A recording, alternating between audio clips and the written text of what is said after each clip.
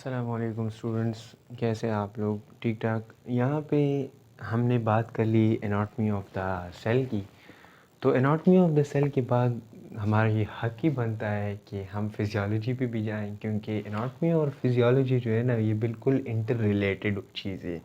Anatomy में हम structure को स्टडी कर देते हैं एंड फिजियोलॉजी में हम ये जान लेते हैं कि इसका मेन फंक्शन ही क्या है। ठीक है, तो लास्ट टॉपिक में हमने जब anatomy of the cell membrane पढ़ा हुआ था, जिसमें हमने लिपिड लेयर्स की बात की थी, प्रोटीन लेयर्स की बात की थी, फिर हमारे पास कार्बोहाइड्रेट्स है। ठीक है, तो उसके जो स्पेसिफिक फंक्शंस भी हैं ना, तो उसको हम यहाँ पे स्टडी करेंगे कि इसका मेन फंक्शन ही क्या है। आया ये सेल मेम्ब्रेन में जो लिपिड्स प्रेजेंट है, इसका कोई फंक्शन भी है कि नहीं। ठीक है, तो ये हमारे पास फिजियोलॉजी का सीरीज़ है, जिसमें हम सिर्फ और सिर्फ फिजियोलॉजी स्टडी करेंगे। ठीक है, तो अगर आप लोगों ने चैनल सब्सक्राइब नहीं किया तो अभी सब्सक्राइब कर दें, और एक बात ज़रूर याद रखें, एनाटॉमी का जो एनाटॉमिकल सेल है, वो अगर आपने नहीं पढ़ा तो प्लीज़ वहाँ पे जाएं और वो स्टडी कर लें, ताकि ये लेक्चर आपको समझ में आ जाए। क्योंकि यहाँ पे सिर्फ हम फंक्शन ही स्टडी करेंगे, स्ट्रक्चर में हम इतना डीप नहीं जाएंगे। ठीक है, तो बिस्मिल्लाहिर्रहमानिर्रहीम। मेरा नाम बशारत अली, और यहाँ पे हम स्टार्ट करेंगे फिजियोलॉजी ऑफ सेल। ठीक है, now what is physiology? Physiology simple, हमने लास्ट लेक्चर में बात की थी कि फिजियोलॉजी क्या चीज़ होती है। फिजियोलॉजी है ना, ये स्टडी ऑफ फंक्शन है, study of function.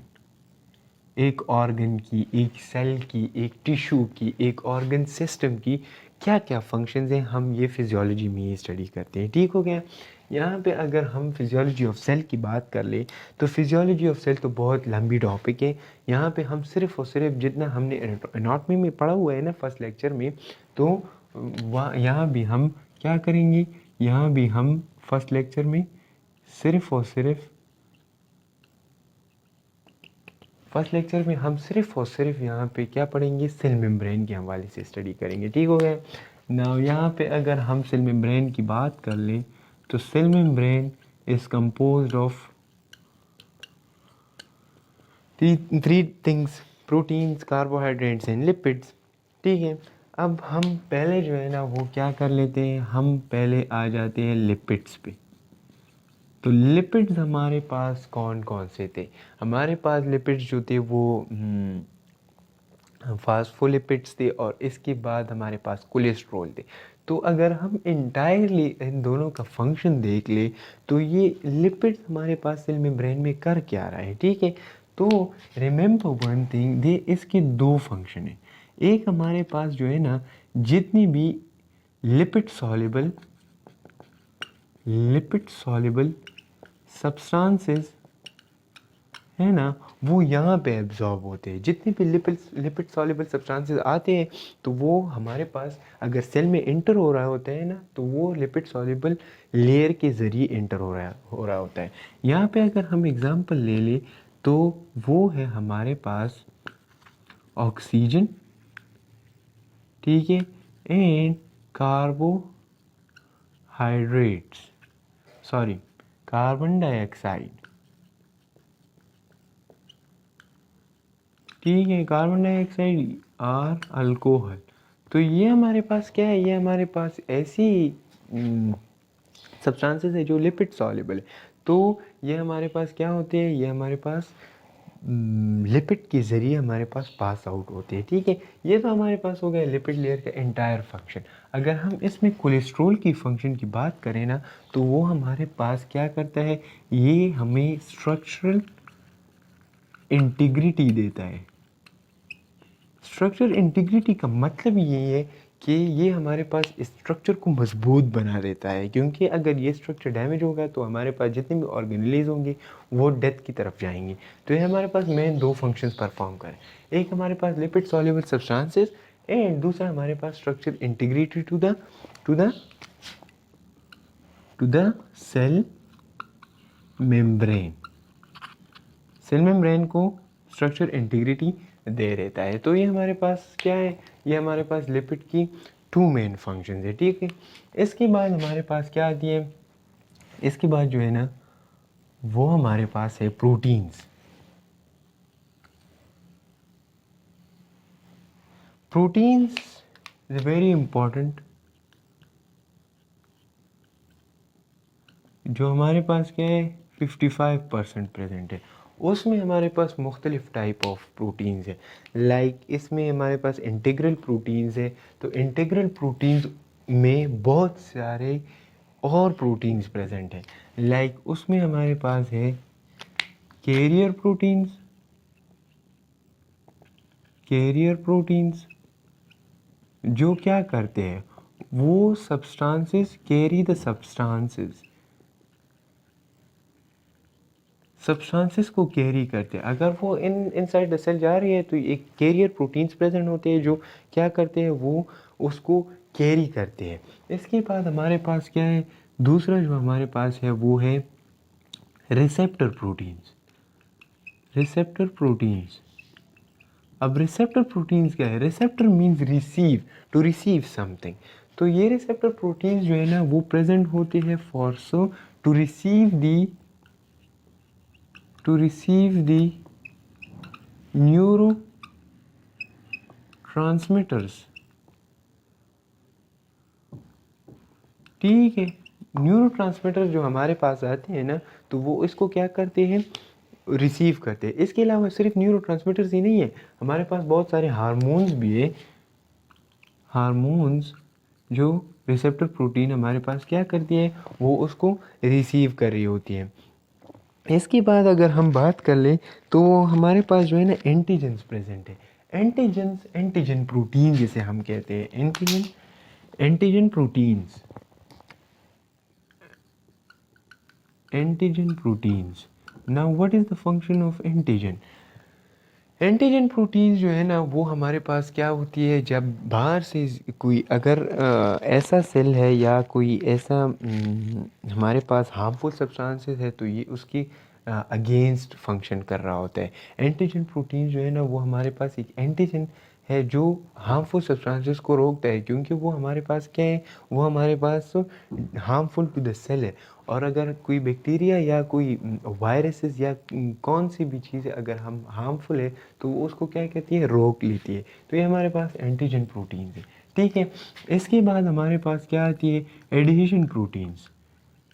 Adhesion protein, adhesion protein जो है ना वो एडिशन चिपकने को कहते हैं। एडिशन जो है ना वो क्लोजली अटैच को कहते हैं। Adhesion proteins that type of proteins which will attach to the substances and it will carry the substances inside the cell. ठीक है, तो यहाँ पे अगर हम एडिशन प्रोटीन की बात करें तो it will adhesion the protein substances and it will carry the substances inside the cell. ठीक है, इसके बाद हमारे पास जो है ना और भी है, जैसे हम कहते हैं हमारे पास जो पेरिफेरल प्रोटीन्स है, पेरिफेरल प्रोटीन्स में जो है ना वो हमारे पास क्या आते हैं, इंट्रासेलुलर एंड एक्स्ट्रासेलुलर प्रोटीन्स है। हाँ, एक जो है ना यहाँ पे है पंप, या इसे हम कह सकते हैं channel protein. Channel proteins, channel proteins, that type of protein, it will allow the substances freely by active transport। ठीक है, by active transport। यहाँ पे अगर हम ये जो प्रोटीन ले रहे हैं ना, तो इसमें इस तरह के चैनल्स होते हैं, इसमें इस तरह के चैनल्स होते हैं जो इनसाइड द सेल जो है ना सब्सटेंसेस को मूव कर रहे होते हैं।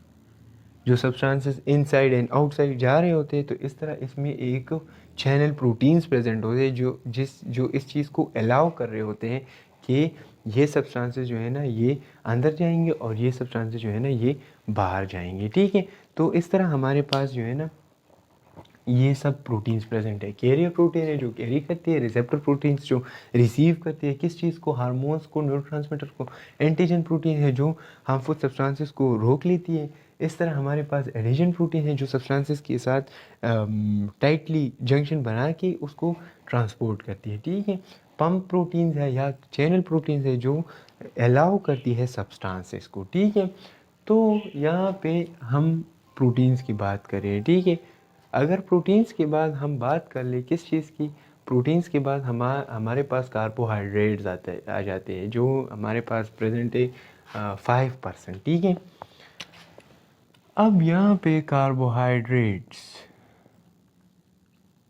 फंक्शन क्या है? कार्बोहाइड्रेट्स का main function, remember one thing, they are present in 5%। ठीक है, ये हमारे पास 5% से ज़्यादा नहीं है।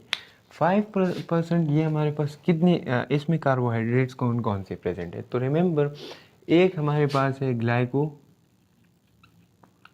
प्रोटीन्स और एक है हमारे पास ग्लाइको लिपिड्स। ठीक है, और it is a thin layer है। ठीक है, थिन लेयर है हमारे पास और it will cover the whole cell membrane. ये हमारे पास क्या करती है? Cover the whole cell of the membrane. ठीक है, अच्छा, तो यहाँ से अब हम स्टार्ट करेंगे क्या, सेल मेम्ब्रेन का जो कार्बोहाइड्रेट वाला फंक्शन है। तो कार्बोहाइड्रेट मेनली जो है ना, अच्छा एक चीज़ जो होल कवरिंग है ना, whole covering of the cell membrane, whole covering of the cell membrane को हम ग्लाइकोकैलिक्स कहते हैं। Glycocalyx is the whole covering of the carbohydrate layer around the cell membrane. ठीक है, इसका जो मेन फंक्शन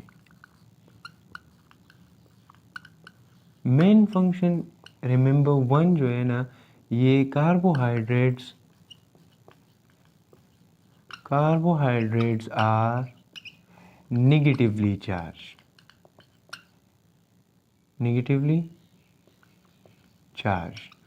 तो ये हमारे पास क्या है? नेगेटिवली चार्ज है। जब ये नेगेटिवली चार्ज है, जो जितनी भी नेगेटिवली चार्ज सब्सटेंसेस होंगे, ये इसको परमिट नहीं करेगा एंट्रेंस के लिए। ठीक है, तो it will repel the negatively charge substances. ठीक हो गया? यहाँ पे एक फंक्शन तो ये है। दूसरा जो हमारे पास इसका जो फंक्शन है ना, रिमेंबर, वो हमारे पास है जो ग्लाइकोकैलिक्स है। ग्लाइकोकैलिक्स एक ओवरऑल लेयर है, ग्लाइकोकैलिक्स। और जो हमारे पास नाइबरिंग सेल है ना, नाइबरिंग सेल, ये नाइबरिंग सेल के साथ क्लोजली जंक्शन बनाता है। मतलब it will communicate, it will bind one cell to the another cell through glycocalyx. तो इसका जो मेन दो फंक्शंस है ना, एक फंक्शन ये है कि ये negatively charge particle negatively charge है, तो it will repel the negatively charge substances. ठीक है, from the cell membrane. And दूसरा जो ग्लाइकोकैलिक्स है, वो नाइबरिंग सेल्स के साथ क्या करता है? वो नाइबरिंग सेल्स के साथ एक क्लोज बॉन्ड बना देता है, एक क्लोज जंक्शन बना देता है। ठीक है, तो ये एक overall function of the component जो सेल मेम्ब्रेन में प्रेजेंट थे। ये हमने अभी सेल मेम्ब्रेन का फंक्शन नहीं पढ़ा ओवरऑल, ये हमने सिर्फ उसमें जितनी भी वो कार्बोहाइड्रेट्स थे, प्रोटीन्स थे, हमारे पास लिपिड्स थे, उसका जो फंक्शन पढ़ा है। ठीक है, तो इसके बाद जो हम फिजियोलॉजी ऑफ सेल मेम्ब्रेन पढ़ेंगे ना, तो उसमें हम ओवरऑल फंक्शन पढ़ेंगे कि हमारे पास सेल मेम्ब्रेन जो है वो क्या फंक्शन, एक्सक्रीटरी फंक्शन करता है, टेकिंग ऑफ सब्सटेंसेस करता है, टेकिंग ऑफ न्यूट्रिएंट्स करता है। ठीक है, प्रोटेक्शन एक लेयर करता है। ठीक है, तो वहाँ पे हम वो ओवरऑल स्ट्रक्चर, यहाँ पे ये जो है ना, वो हमारे पास क्या हो गई, उसकी जो सब्सटेंसेस थे उसकी स्टडी हो गई। ठीक है, नेक्स्ट लेक्चर फिजियोलॉजी का जो नेक्स्ट लेक्चर है, उसमें हम हमारे पास क्या करेंगे, हम सेल मेम्ब्रेन का स्ट्रक्चर फंक्शन जो है ना वो स्टडी करेंगे। ठीक है, थैंक यू।